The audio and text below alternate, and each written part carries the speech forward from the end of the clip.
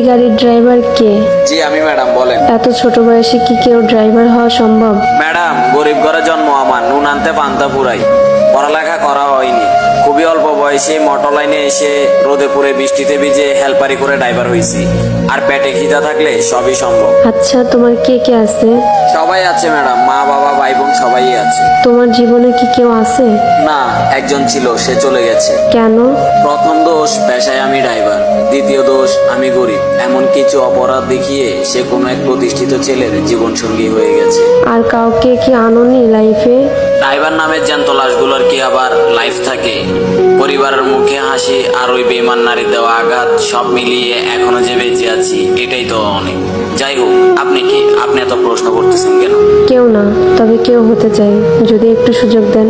ড্রাইভারদের কষ্টের কথা শুনে হয়তো বা মায়া লাগতে পারে, কিন্তু কেউ কখনো তাদেরকে মন থেকে ভালোবাসতে পারে না। আমি বাসবো। এইটা আবেগ ম্যাডাম, বাস্তবতা না।